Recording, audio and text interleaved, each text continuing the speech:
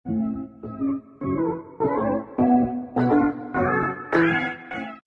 feel so kawawa. Yan ang naramdaman ni Nadine Samonte nang umaten siya sa Gala Night 2024 ng GMA.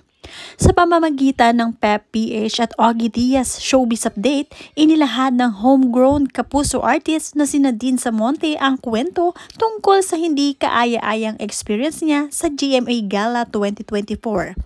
Panoorin at kung hindi pa nakasubscribe, don't forget to click subscribe and hit the notification bell to keep you updated.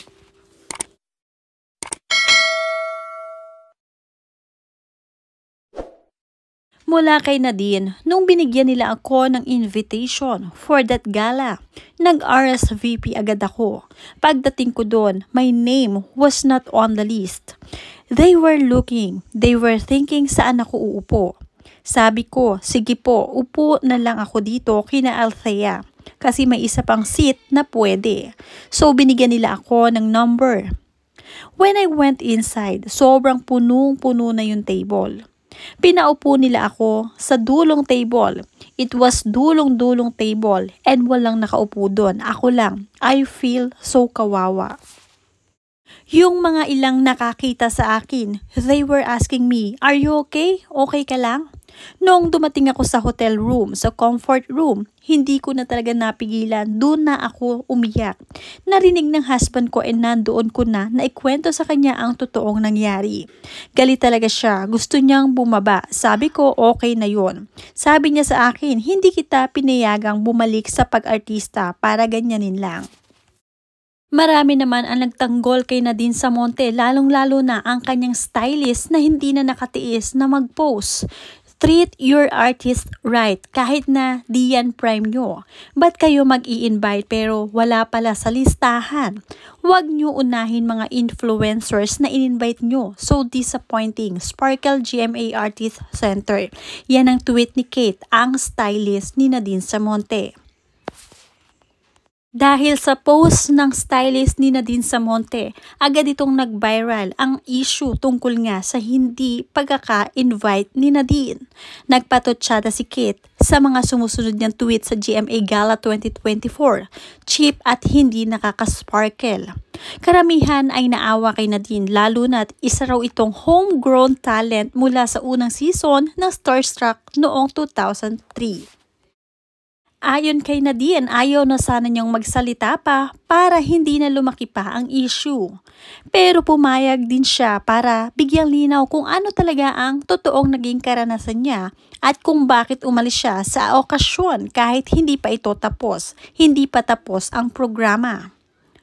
Ipinaliwanag ni Nadine na hindi siya ang tipo ng artistang nagpapa-VIP treatment.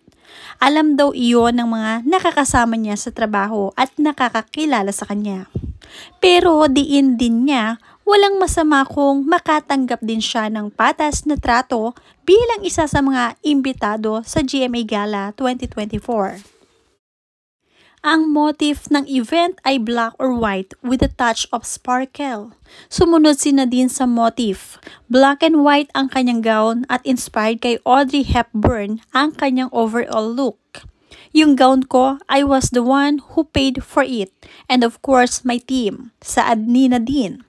Masasabing ginastusan ni Nadine ang preparasyon niya sa GMA Gala 2024. Tulad ng ibang kapuso stars, naka-check-in na si Nadine sa Manila or Marriott Hotel noong araw ng gala. Dagdag pa ni Nadine, actually may imbitasyon. This is actually my second gala, yung first ko was last year. And last year, hindi ako masyadong nakapag-prepare. Kasi parang malapit na yung gala noong nasabihan ako. Kaya naman sa ikalawang taon ko, I made sure na mapagandaan ko talaga. After ng gala last year, nagpabook na kami ng hotel. Tapos after all ng paghihirap, paghahanda at syempre pagpupursigi na makarating nga sa Gala 2024 ay missing ang pangalan ni Nadine sa guest list. Nang bumaba siya mula sa kanyang hotel room at nagtungo sa registration area, nagulat si Nadine nang mapag-alamang wala sa listahan ng pangalan niya. Ang guest list ay basihan ng mga taong in charge sa registrations area kung saan naka-assign na table ang bisita.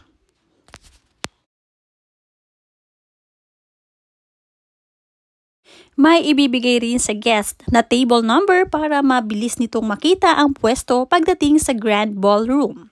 Hindi basta pinapapasok ang wala sa guest list. Kwento pa rin ni Nadine, tinawag niya ang kanyang handler sa Sparkle para ito na ang umayos. Nang mga oras na yon, nakasabay raw ni Nadine sa registration ng actress na si Althea Ablan. Co-star ni Nadine si Althea sa Forever Young at mag-ina sila sa serye. Nang chine-check kung saan may available seats, nakita raw ng staff sa registration area na may bakanting upuan sa table ni Althea.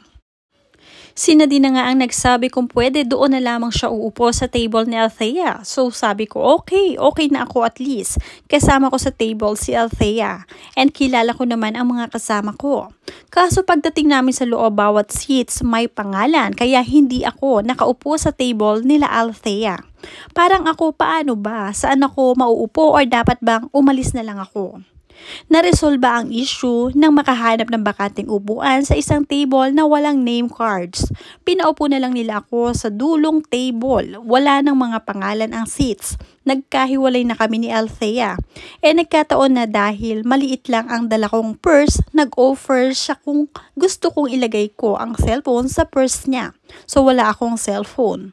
Humanap daw ng paraan si Nadine para makontak ang kanyang handler para ipaalam dito ang nangyari. Sabi pa ni Nadine, buti na lang nakita ko si Jack Roberto and nakisuyo ako sa kanya kung pwede, pakikontak ang handler ko. Nagkataon kasi na pareho kami ng handler. Nakapasok naman ang handler ko pero hindi yata siya pwedeng magtagal. I don't know. Hindi rin niya alam kung ano ang nangyari, bakit nagkaganon. Pag-aamin nga ng aktres na si Nadine ay talaga namang nalungkot siya sa naranasang aberya niya sa GMA Gala 2024. Dagdag pa nga niya, may nag-message rin kasi sa handler ko na bigla daw nawala ang name ko sa list. So nagtaka ako bakit nawala, nakasasad po talaga. Yung table ko dulo talaga siya na daanan ng mga lumalabas. Kaya naman yung mga ilang nakakakita sa akin talagang they were asking, are you okay? Okay ka lang ba?